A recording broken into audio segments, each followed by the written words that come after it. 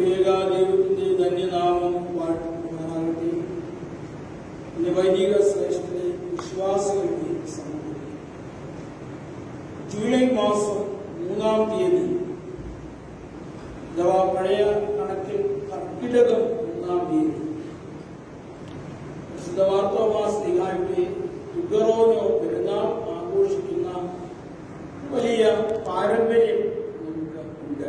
ഇതിനെക്കുറിച്ച് ഏതാനും വാക്കുകൾ ഇന്നലെ നമ്മുടെ ഓർഗനൈസ്ഡ് ഗ്രിഗോറിയോസ് ചാപ്പൽ സന്ധ്യാനമസ്കാരത്തോട് അനുബന്ധിച്ച് പറഞ്ഞിരിക്കുന്നു.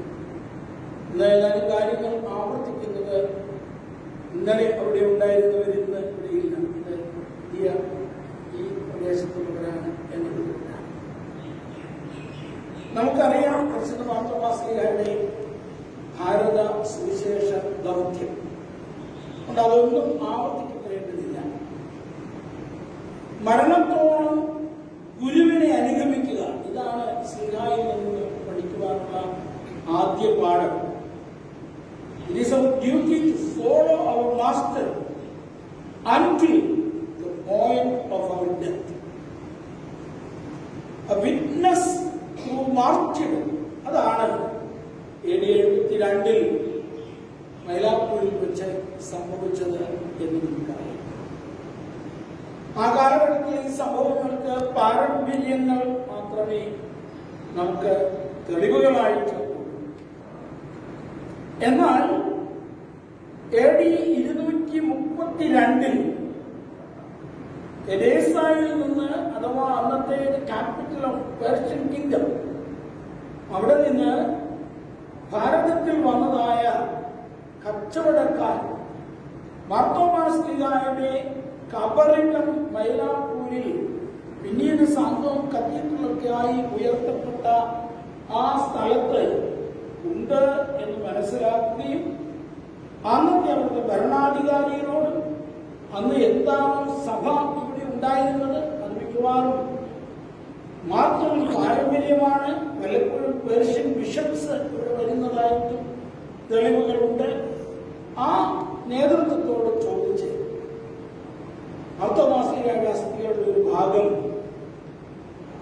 എഡേസയിലേക്ക് കൊണ്ടുപോവുകയാണ്. ഒരു മസേറ്റൂസ് എന്ന ഒരു രാജാവാണ് അന്ന് ദക്ഷിണ ഭാരതത്തിൽ ഉണ്ടായിരുന്നത് എന്ന് ചില രേഖകളിൽ കാണുന്നത്. ഇത് AD 232 എന്നാണ് ഒരു ഡോക്യുമെന്റിൽ കാണുന്നത്. അത് AD 249 വരെ ഏതായിരുന്നാലും വീണ്ടും മാർത്തോമാശ്ലീഹായുടെ തിരുശേഷിപ്പിനെ കുറിച്ച് നാം കാണുന്ന രേഖകൾ ഇത് ആദ്യം നിസിബീസ് എന്ന പ്രദേശത്ത് രാഷ്ട്രീയ കാരണങ്ങളാണ്. റോമാ സാമ്രാജ്യവും പേർഷ്യൻ സാമ്രാജ്യവും തമ്മിൽ നിരന്തര പോരാട്ടമായിരുന്നു സാപ്പോ രണ്ടാമന്റെ ഒരു കാലത്ത്. അത് കഴിഞ്ഞ് സഭാതോളം ശാന്തമായപ്പോൾ ഏതാണ്ട് AD 370 4-ാം നൂറ്റാണ്ടിന്റെ ഉത്തരാർദ്ധത്തിൽ വിശുദ്ധ തോമാശ്ലീഹായുടെ തിരുശേഷിപ്പ് എഡേസയിലെ മാർത്തോമാശ്ലീഹായുടെ ദേവാലയം പ്രത്യേകമായി തയ്യാറാക്കി തിരുശേഷിപ്പ് അവിടെ സ്ഥാപിച്ചു എന്ന് കാണുന്നു. അന്ന് ആ തിരുശേഷിപ്പ് സ്ഥാപനത്തിന് ഗാനങ്ങൾ എഴുതി ചിട്ടപ്പെടുത്തി പാട്ടുകൾ പാടിയത് വിശുദ്ധനായ അപ്രേൽ ശമാശനാണ്. അദ്ദേഹത്തിന്റെ ഒരു ഗാനം ഇന്ന് ഒരാമത്യം കൂടെ വായിക്കുവാനിടയായി. അദ്ദേഹം പറയുകയാണ്, എന്താണ് ഭാരതത്തിൽ കച്ചവടത്തിനായിട്ട് പോയവർക്ക് ലഭിച്ച ഏറ്റവും വലിയ നിധി എന്താണ്? What is the highest pearl that the merchants received from India? അതിന് അദ്ദേഹം ഉത്തരം പറയുകയാണ്, it is none other than the relics of St. Thomas. പരിശുദ്ധ മാർത്തോമാശ്ലീഹായുടെ തിരുശേഷിപ്പാണ് ഭാരതത്തിൽ കച്ചവടത്തിന് പോയവർക്ക് ലഭിച്ച ഏറ്റവും വലിയ മാണിക്യം എന്ന് അദ്ദേഹം പറയുകയാണ്. അത് 370 ഞാൻ സൂചിപ്പിച്ചു എഡേസയിൽ സ്ഥാപിക്കുവാനിടയായി. 380 ആ പ്രദേശം സന്ദർശിച്ച ഒരു പിൽഗ്രിം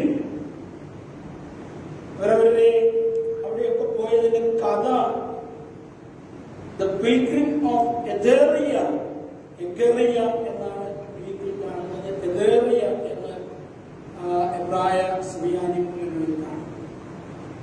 അവര് പോയപ്പോൾ അവർ പറയുകയാണ്, at the gate of Edessa there is well clearly written, this city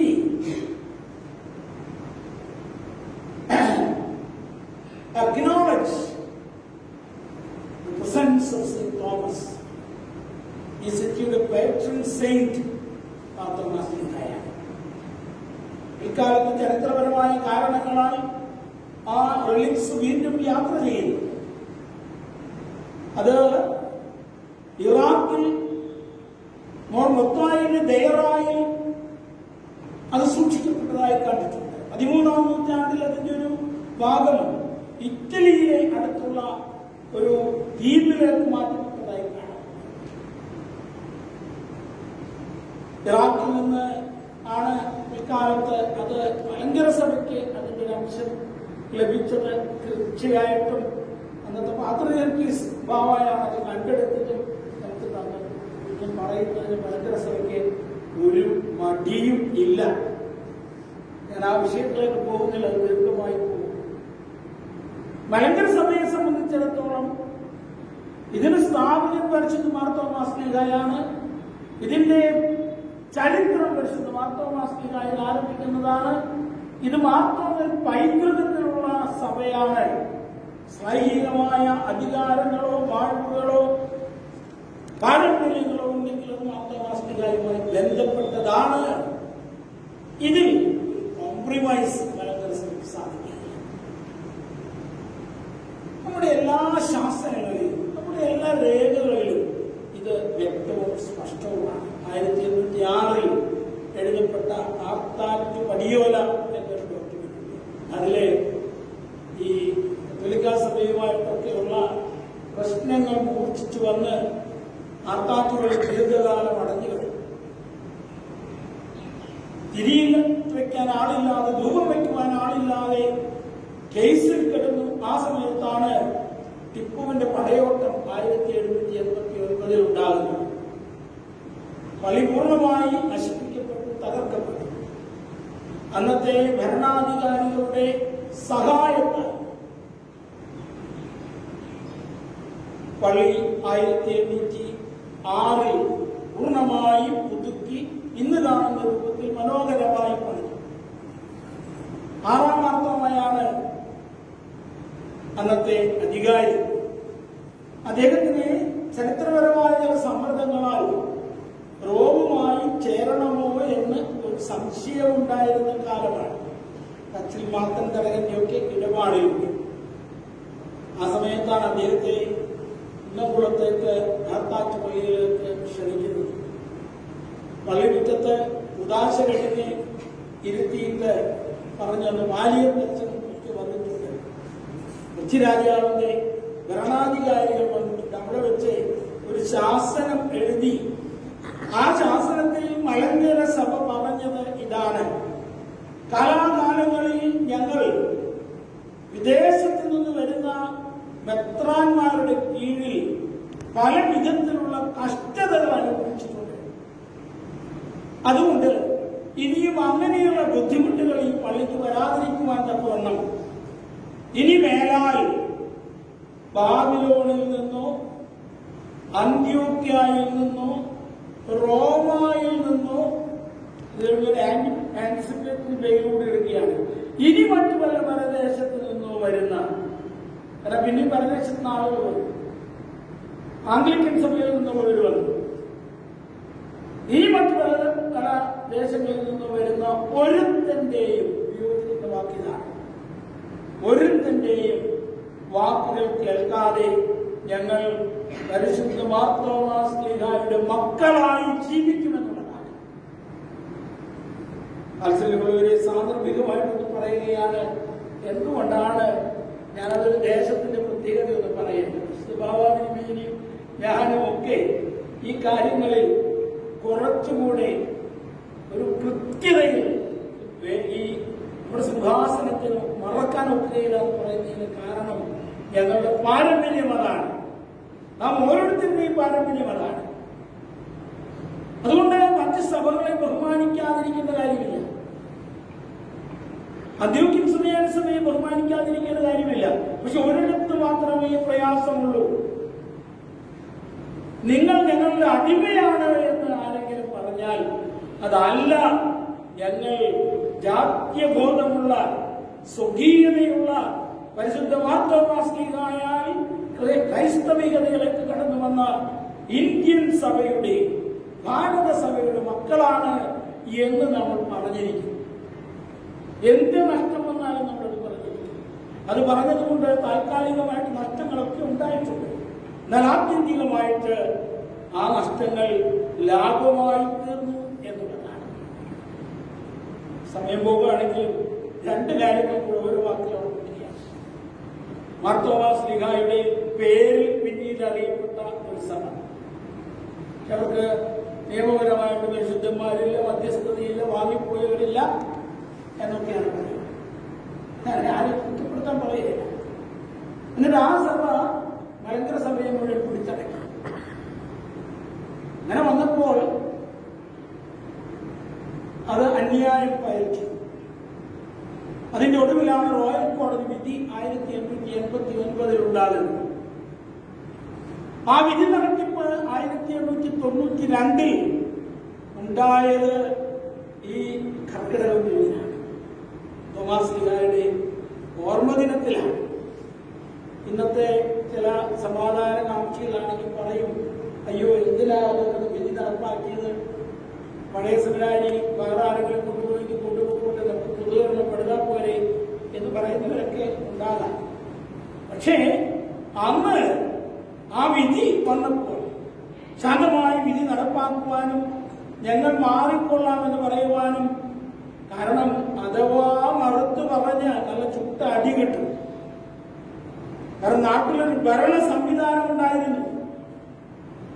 അത് രാജാക്കന്മാരുടെ കാലത്തും ഉണ്ടായിരുന്നു, ബ്രിട്ടീഷ് ഭരണാധികാരികളുടെ സമയത്തുള്ള. കോടതി പറഞ്ഞാൽ അതനുസരിക്കുക, അത് രാജ്യത്തിന്റെ നിയമമാണ്. ഇപ്പോഴാണ് അഴകുഴപ്പൻ ആയിട്ടുള്ള ഭരണാധികാരികൾ വന്നപ്പോഴാണ് കോടതിയെയും മറച്ചു വെക്കുവാൻ പണത്തിന് സാധിക്കുമെന്നുള്ള ചിന്ത ഉണ്ടാകുന്നത്. മാത്രമല്ല, അത് പുറപ്പെടെ ആഢ്യത്തിലുള്ള മനുഷ്യരാണ്.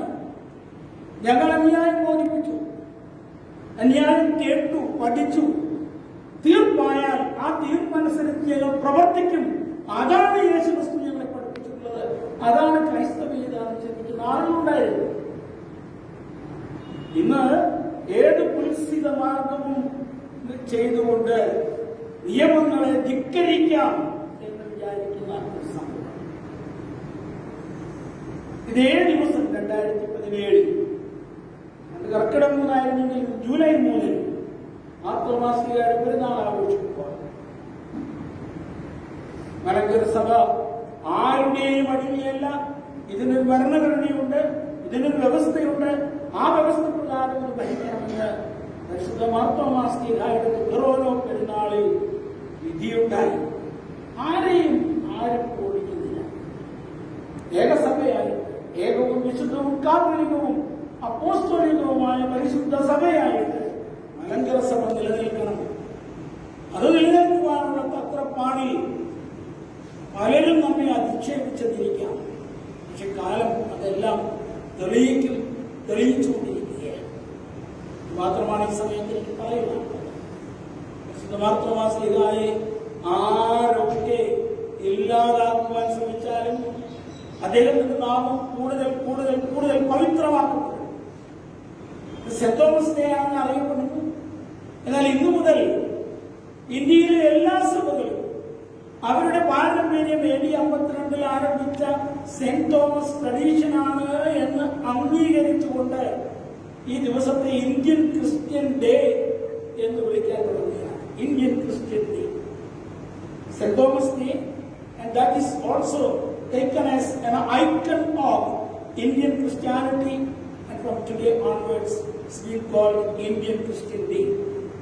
അത് വലിയ പരിപാടികൾ ഈ ദിവസങ്ങളിലൊക്കെ നടക്കുന്നുണ്ട്. നമുക്കതിന് വലിയ ബഹളങ്ങളൊന്നും വേണ്ട. പക്ഷെ നമ്മളെ പഠിപ്പിച്ചിട്ടുള്ളത് ഈ പിതാവിനെ ഓർത്ത് കുർബാന അർപ്പിക്കുക, ധൂപമർപ്പിക്കുക, അദ്ദേഹത്തിന്റെ മധ്യസ്ഥയിൽ അഭയം പ്രാപിക്കുക. അതുകൊണ്ട് ഇപ്പോൾ നമുക്ക് ഈ പിതാവിന്റെ മധ്യസ്ഥതയിൽ ധൂപമർപ്പിച്ച് പ്രാർത്ഥിക്കാം. ദീർഘകാലത്തെ ഭാരങ്ങളും പ്രയാസങ്ങളും ഒക്കെ കഴിഞ്ഞ് ഈ ദേവാലയത്തിൽ നിന്ന് ഈ പ്രാർത്ഥനയിലൊക്കെ പങ്കെടുക്കേണ്ടവർ പോലും നമ്മിൽ നിന്ന് മാറിപ്പോയിട്ടുണ്ട്. എന്നാൽ അവർ എന്റെ ആത്മാക്കൾ നമ്മളോടൊപ്പമുണ്ട്. ഇവരെല്ലാം നമുക്ക് ചേർത്തിട്ടുണ്ട്. ഇന്നത്തെ ഈ ശുശ്രൂഷകളെല്ലാം കഴിഞ്ഞിട്ട് എനിക്കറിയാവുന്ന സ്കൂളിന്റെ 2-3 കെട്ടിടങ്ങൾ ഉദാശ ചെയ്യുവാനായിട്ട് പോവുകയാണ്. ദൈവം നൽകിയ വലിയ കൃപയാണ്. പ്രയാസഘട്ടങ്ങളിലും യോബിനോട് പറഞ്ഞതുപോലെ ആത്മാവിനെ തൊടാതെ കുറച്ചൊക്കെ മാത്രം നമുക്ക് ഉള്ള തന്ന് കൂടുതൽ കൃപകളിൽ നമ്മെ വഴി നടത്തി. അതുകൊണ്ട് എല്ലാം ഓർത്ത് പ്രാർത്ഥിക്കാം. ശുശ്രൂഷകളെല്ലാം കഴിഞ്ഞാൽ ഒരാഗ്രഹം വിചാരിച്ചുകൊണ്ട് പറഞ്ഞിട്ടുണ്ട്, സെമിത്തേരിയിൽ പോകണം. ഈ കൊറോണ കാലത്ത് മരിച്ച എല്ലാവരെയും ഓർത്ത് നമുക്ക് ധൂപമർപ്പിക്കണം. നമുക്കൊരു പ്രാർത്ഥനയാണ് നമുക്ക് ഓൺലൈൻ സങ്കേതവും. നിങ്ങളാരും വരണമെന്ന് നിർബന്ധിക്കുന്നില്ല. എന്നാൽ ആർക്കെങ്കിലും വരണമെന്ന് ആഗ്രഹമുണ്ടെങ്കിൽ സമയം അറിയിക്കും. ഈ എല്ലാ കാര്യങ്ങളും കഴിഞ്ഞതിന് ശേഷം എല്ലാം ഭംഗിയായി നടക്കുവാൻ ദൈവത്തിന്റെ വിശുദ്ധാത്മാവിൽ ശരണപ്പെടാൻ പിതാവിനും മഹത്വം കരയറ്റാൻ ആഗ്രഹിക്കുന്നു.